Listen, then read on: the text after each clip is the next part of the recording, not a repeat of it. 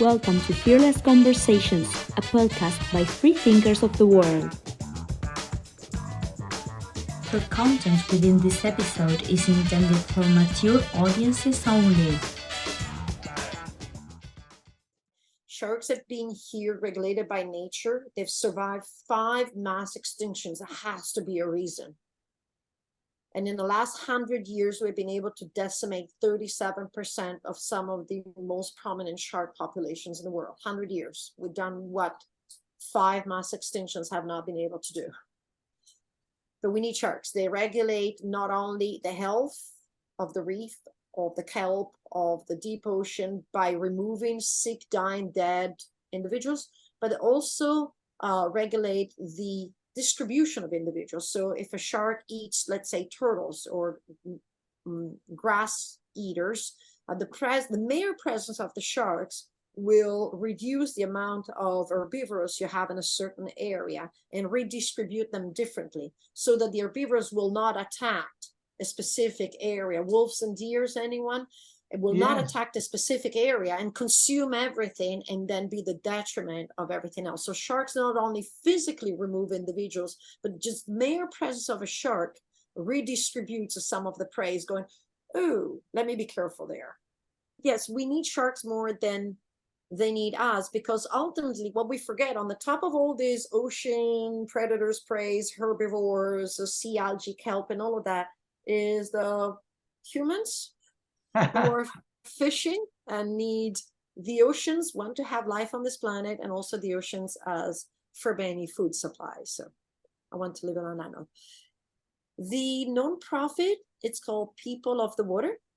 Kevin and I founded this in 2019 as a supplement to our already nonprofit work that we were doing on the side. So what we're doing is we're professional divers, and through our professional income, we have been supporting the Bahamas National Trust, the Women Diver Hall of Fame, the Explorers Club, our World Underwater Scholarship Society through mentorships and scholarship programs. We also donate quite a lot of free training and education to people to come on the island, stay with us, we take them diving, and we do that through our income. So in 2019, we founded a non-profit, which is a US based, so it's a 501c3, that helps us with some of the financing and allows us to expand the outreach of our education programs and our exploration programs for the concept of conservation. And it's called People of the Water, and people can find it online, is POWnonprofit.org. That's amazing. That's amazing. Is there so interesting everything you've shared with us about sharks and all these misconceptions we have, and how 5 mass extinction events couldn't do what we're doing with some species. What would you like to leave as a message today for people? And what would you also tell someone that would like to be a diver or become a shark behaviorist? What would be your advice for them? My belief is that we all can make a difference, one small action at a time. So it's better to do small actions than no big actions. So, well, I can't change the world, so I will not even try to change this little part. So that is the first message. For people that want to help and they don't know where to start, one of the best ways to start looking how we directly impact the environment, maybe make 1 or 2 small choices. Because New Year's resolutions don't really work because they're too drastic. 1 or 2 small choices and say, oh, wow, I used to eat all of this, and now I'm just going to eat this one because that one is really bad for bycatch, for example. So educate yourself on where your food comes from, how it comes from, and how some choices are better than others.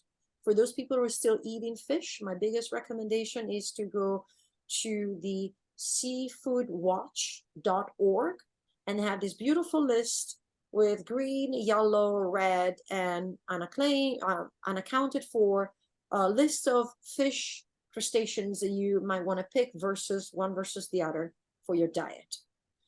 I'm never one for drastic solutions. The other one is work on the legislations in the place where you're at. So sometimes we're very dismissive. We say, well, I don't do this. Like, I don't eat fish, so protecting fish is not a problem, so I don't eat fish.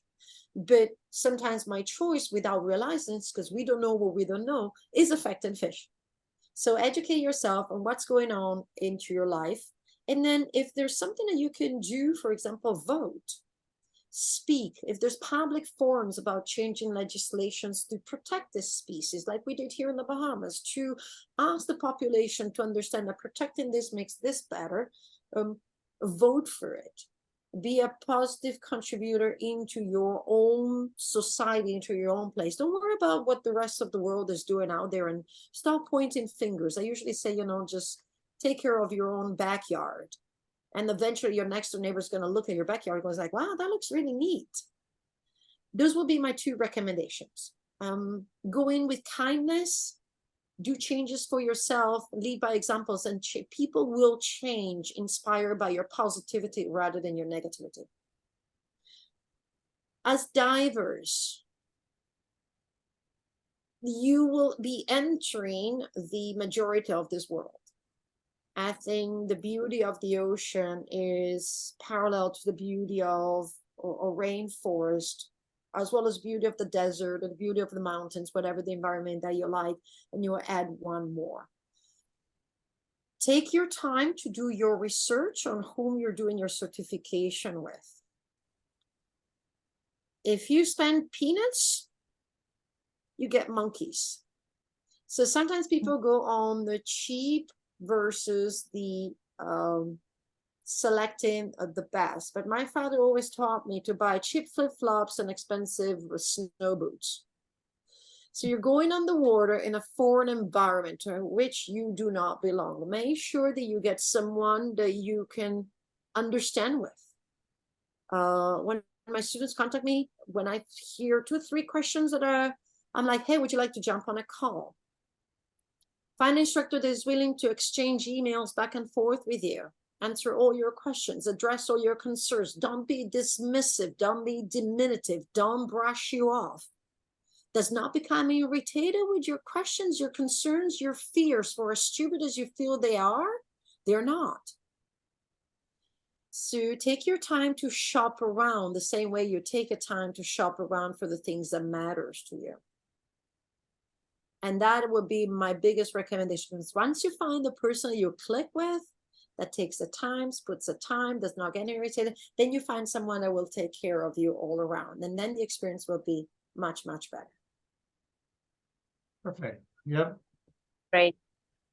That's great. Great advice. You guys happy, or was I too No, wordy? you were amazing. I spoke too much. You were so knowledgeable, and you can tell that you know this, you have a lot of information in a very scientific way, but you're also very, very personable, and you have this warmth and very human part. So that is, I didn't know what to expect. So it was really nice to get to know you more. I'm amazed. I like everything, the way you communicate, and we can tell you're an educator and that you're passionate about it, because you tell us all your stories in such an amusing way and relatable way. So it's been great talking to you. Thank you. Is there anything you would like to say before we go? I think I said it. I believe in the power of one, and believe that each one of us can make a difference, one small action at a time. That's beautiful. Thank you so much for joining us today. Mariano, is there anything else you would like to say before we go? No, it's just, people that have a business and stuff, a lot of them think about their exit strategy or retirement. I don't see you, Cristina, as retiring, but well, I have a friend of mine who is very much in the financial world and is absolutely in awe of who I am and my work. And every time he talks to me and he sees me, he says, my biggest anxiety is the fact that you do not have an exit strategy. It drives him crazy that I do not have an exit strategy. It's one of those, right, that you transform the negative maybe into the positive, or you just live by it. But I've seen so many people spending so much time, investing so much time into the exit strategy. And then the exit came way before the strategy could be implemented. That made me realize is, again, life happens while you're busy planning it.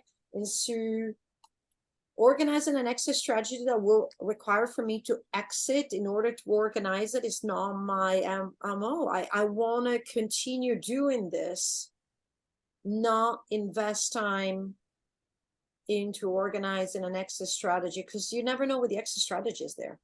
Yeah. You don't know what the exit is there. Sorry. You have no guarantee on your exit. Well, So the way I organize an also- exit strategy for when I'm going to be 75. Who says I'm going to get to 75? Yeah, but also the exit, if you exit, you would keep doing what you're doing. Correct. That's because you're doing something that you love to do. Some people say, well, I want to exit and play golf, or exit and travel, I or want to something. exit and but- keep diving. I mean, if I could find a way to exit and just dive for ourselves, I would definitely do that. But then I think I would never be able to do that, because part of my passion, my work, my career, my nonprofit, it's like a big soup. You can't see the boundaries between what is work and what I love to do. They kind of mix. So you'll find me that I am out on a boat in Cocos Island for our own pleasure, out of our own budget. And somebody says, can you give a presentation? Well, of course I can give a present. I'll talk about this all anytime you want. So it's very, very blurred boundaries. So yes, I could have an exit, and then most likely I'll be still doing what I do. Yeah. That's great. Maybe not have to answer so many emails. That would be the part that Correct.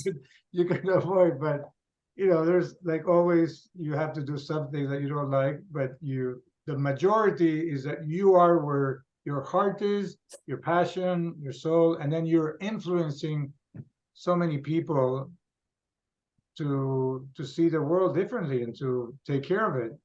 Yes, my best moments are when I get these random WhatsApp from some of the former students, scholars, people that we hosted on our couch and everything, and they'll send me messages, like, oh, we are, nerding together, and two of them find themselves somewhere in the world. And right now I have two girls that I hosted at two totally different times, didn't know each other, and now their path converged.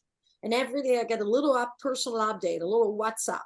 We're somewhere in the middle of the Pacific, but I will take the time, Cristina, to send you this picture of the two of us in the lab doing something together, because somewhere, somehow, I guess I touched their lives. And that, to me, that is what is all worth it. It's just like, I get so excited when I get all these little messages on WhatsApp and these reunion pictures of all these young people that are out there breaking glass ceilings. Yeah. And you're building this, the village, you're building these people that care, and they realize. I imagine myself being one of those, that put the hands under and said, okay, here, I can hold one foot and give you a little push. I can't launch you all the way up, but I'm one of the steps up.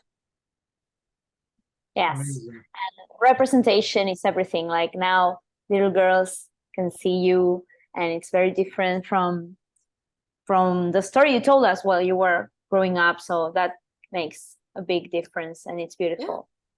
Yeah. Thank you, Cristina, so much for joining us today. It was such an honor getting to know all your work. We're going to be doing a second part about capes, because this was the shark episode. Now we need to do the other, because there's so much that you do.